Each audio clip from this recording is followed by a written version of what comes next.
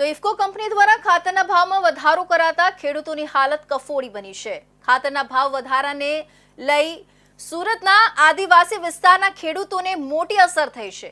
ખાતર ભાવ વધારા અને ખાતરની અછતને લઈ ખેડૂતોએ માંગરોળ મામલતદારને આવેદન પાઠવ્યું હતું। ખાતરના ભાવમાં રાહત અને આદિવાસી વિસ્તારમાં ખાતર પૂરતું આપવા માંગ કરાઈ છે।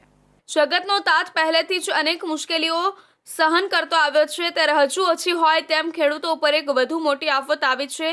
ઇફકો દ્વારા ખાતરના ભાવમાં મોટો વધારો કરાતા ખેડૂતો ભારે મુશ્કેલીમાં મુકાયા છે।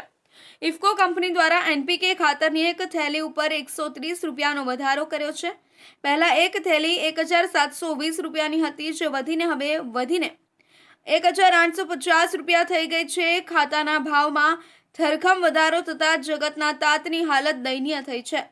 ખેડૂતોને ખાતરની જરૂરિયાતના સમયે ખેડૂતોને ખાતર નથી, તો બીજી તરફ એક જ ખાતરના ભાવના વધારો ઝીંકી દેવાતા ખેડૂતોમાં ભારે રોષ જોવા મળી રહ્યો છે।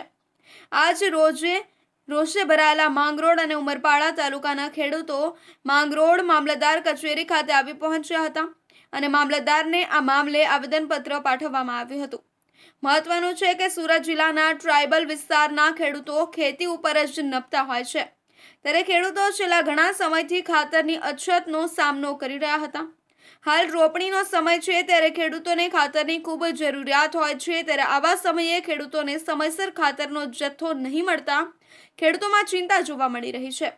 બીજી તરફ ઇફકોએ ખાતરના ભાવમાં મોટો વધારો કરી દેતા ખેડૂતોની હાલત પડ્યા પર પાટું જેવી થઈ ગઈ છે। આવા કપરા સમયે મોટી સંખ્યામાં ખેડૂતો માંગરોળ મામલતદાર કચેરી પહોંચ્યા હતા અને ખેડૂતોએ મામલતદારને આ તમામ મુદ્દાઓ સાથે પોતાની આપવીતી જણાવી હતી। પડ્યા પર બાટું અને દજ્જા ઉપર ડામ, 12 સાંધેને ટેર તૂટે એવી ખેડૂતની પરિસ્થિતિ। ઉપરથી આ ખાતરનો ભાવ વધારો, ખાસ કરીને ગત રોજ નાઇટ્રોજન, ફોસ્ફરસ અને પોટાશિયમ ખાતરમાં 130 રૂપિયાનો વધારો કરવામાં આવ્યો છે। સરકારશ્રી એમ કહે છે કે 2022માં ખેડૂતોની આવક ડબલ થઈ।